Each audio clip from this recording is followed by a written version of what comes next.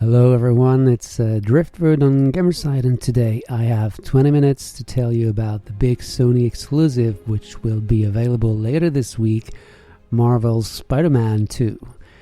There's little doubt that this new episode is going to be a big hit, but the question is just whether it has a chance of attracting those who weren't particularly expecting a sequel.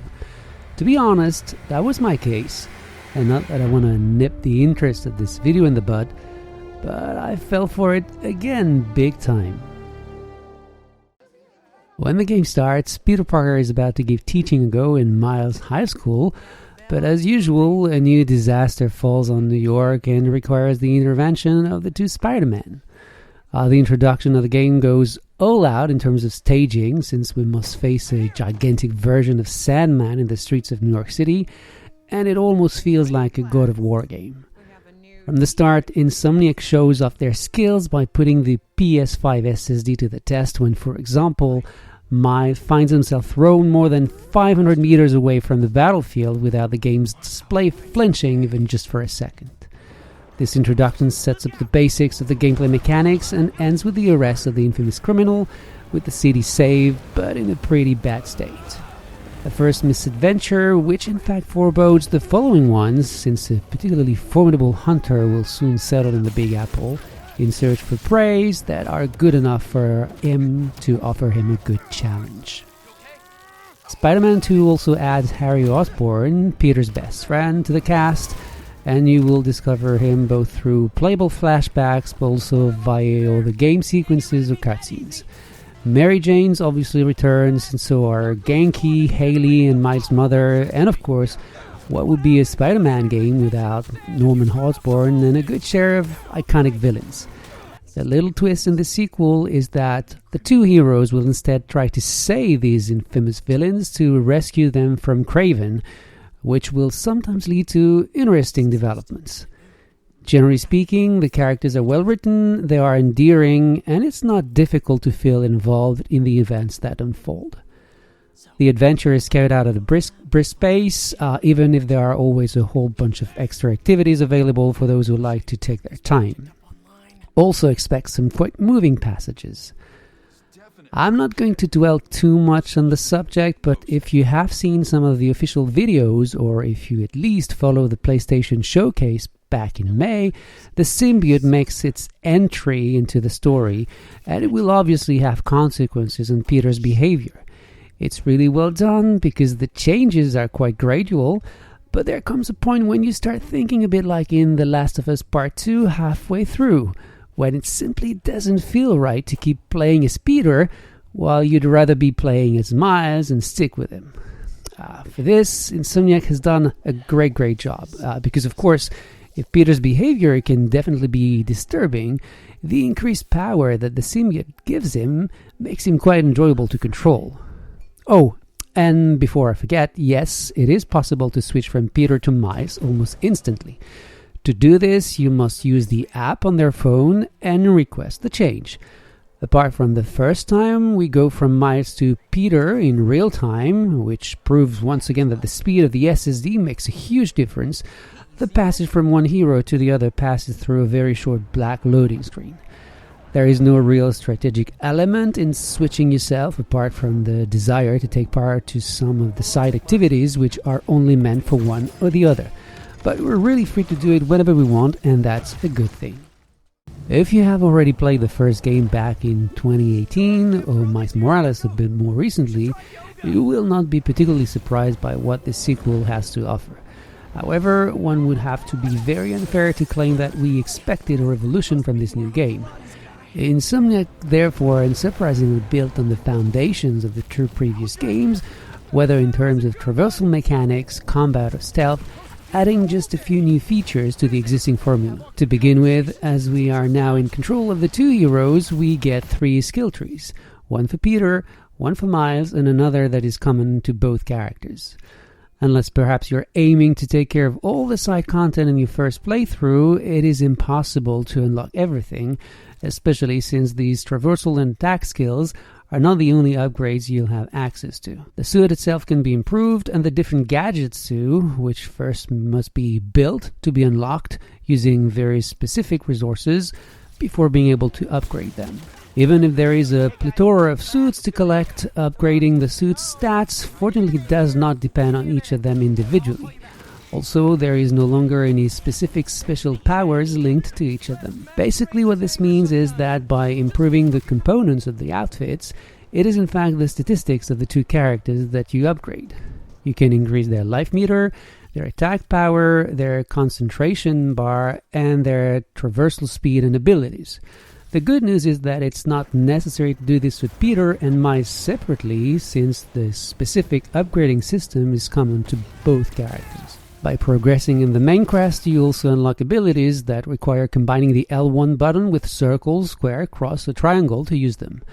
Once you have several of them, it is even possible to choose those of which you want to equip, and these abilities have to recharge after being used, so they all have a cooldown time, and of course, once the symbiote outfit is unlocked, you get to discover brand new ones. Normally, Peter uses the mechanical spider legs he hides in his back, where Miles uses electricity. As for the rest of the combat system, it's pretty much the same as before, mechanically at least. The main difference coming mainly from the higher number of foes you must face and the possibility to block or counter their attacks, some of which cannot be dodged at all if you're too close to them. I don't know if I've lost touch with the genre of the game, but I found the extraordinary difficulty level, that's how it's called, the one the game proposes by default, to be quite difficult at times. We're promised a balanced combat experience, and it's not that it's a blatant lie, but what that actually means is that you can still easily bite the dust if you don't play well enough. There are 4 difficulty settings available at the start.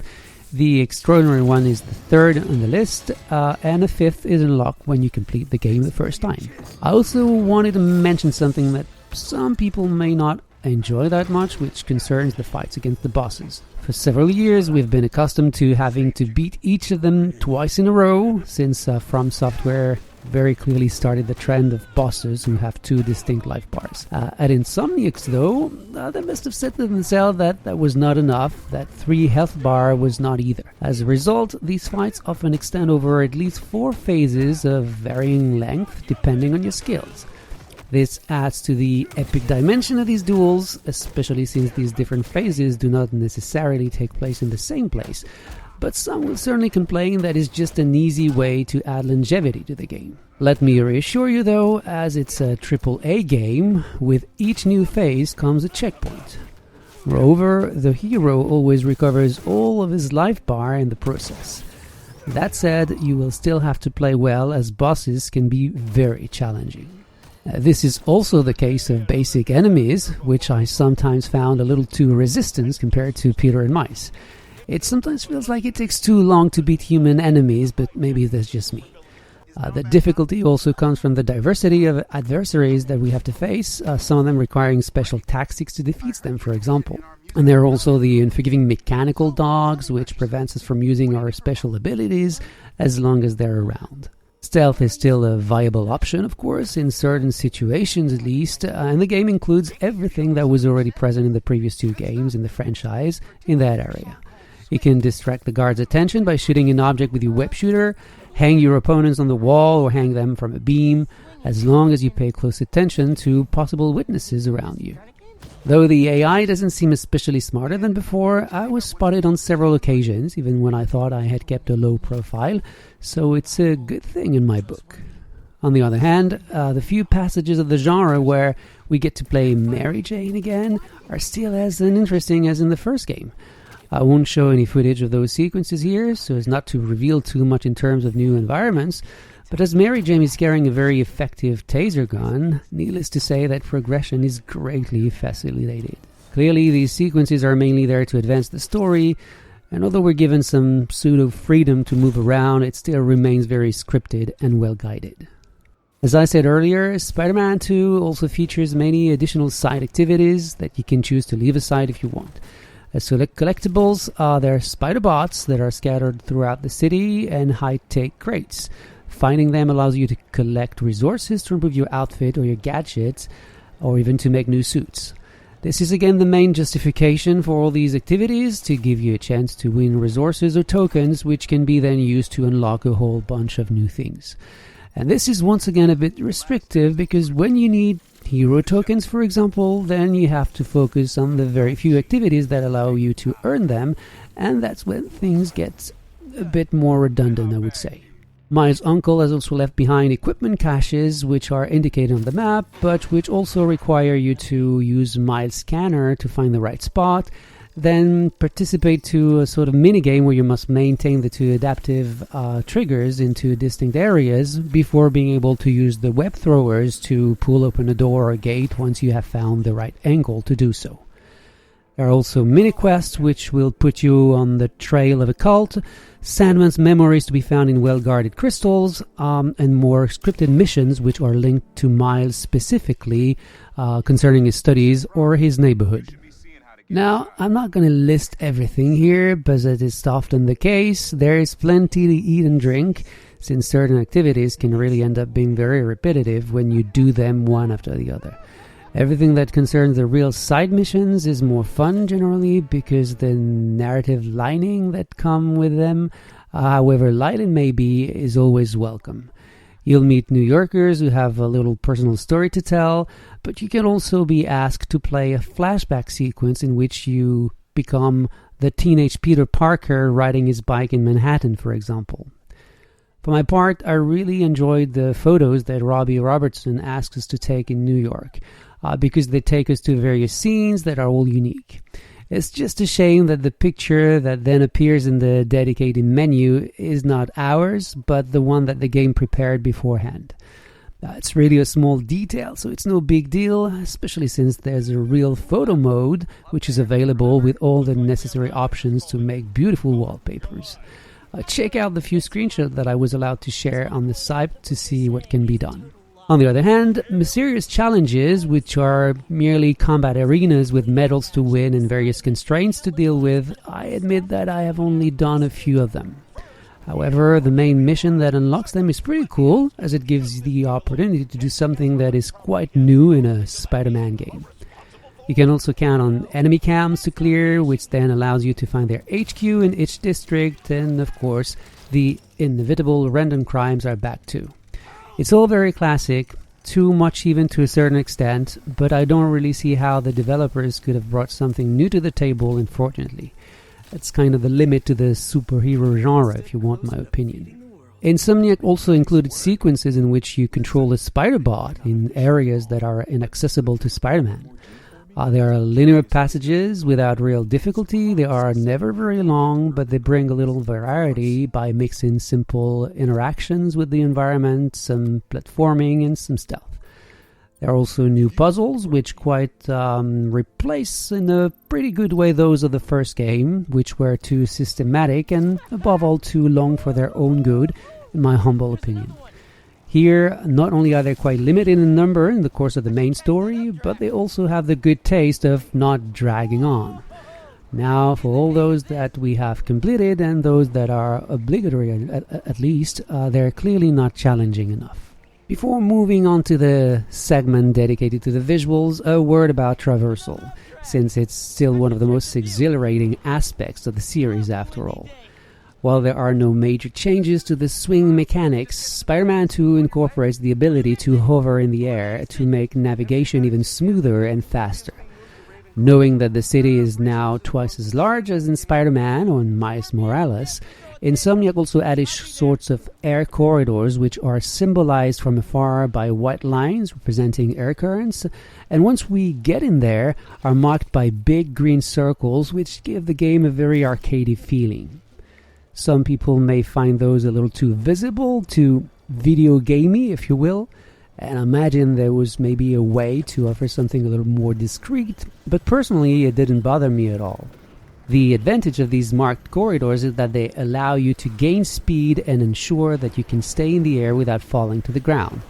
There's sometimes a few obstacles to avoid, and there's even one of the side activities which uses more or less the same gimmick, since you have to stay in the path of a mechanical bird for a given time while avoiding buildings or the projectiles they throw at you.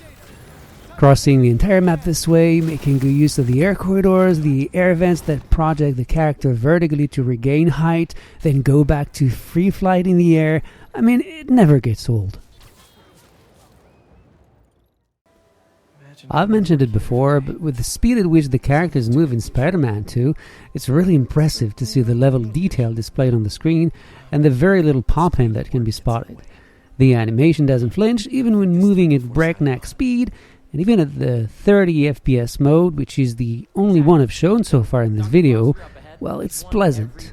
There are a few micro stutters in cutscenes when there's a camera change, but apart from that, nothing really. And by the way, keep in mind that the day one patch was still not available when I recorded this video, and it might fix those issues. This is actually a minor technical flaw that I did not notice when playing with VRR in the 40Hz mode, which is a real treat in terms of fluidity, even if it's necessarily less so than when playing at 60.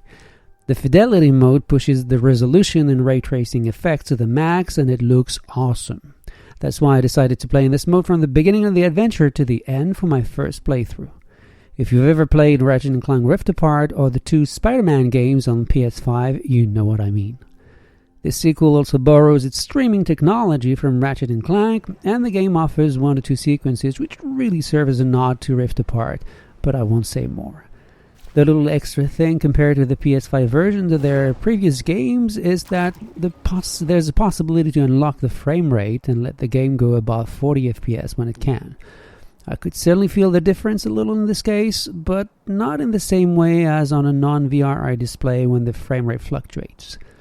Personally, even though I found that the game remained perfectly playable like this, I returned to the stable VRR mode quite quickly.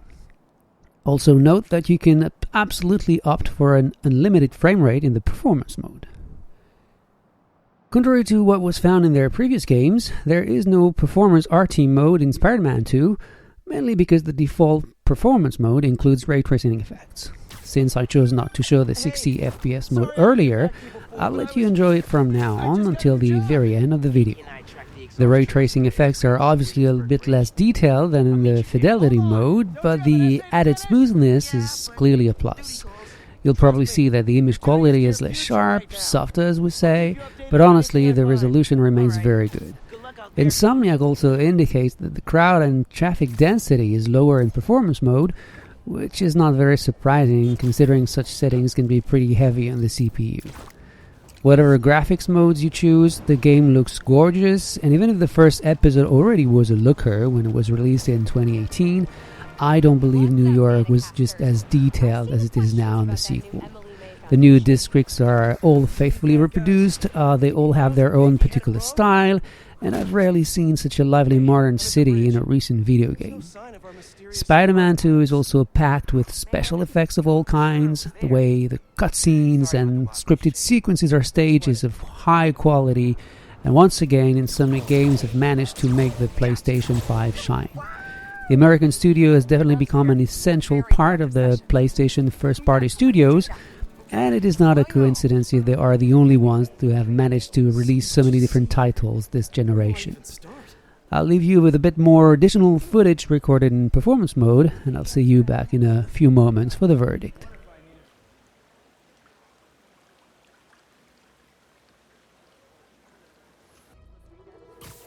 Connection's good. Generators are green. This base is set.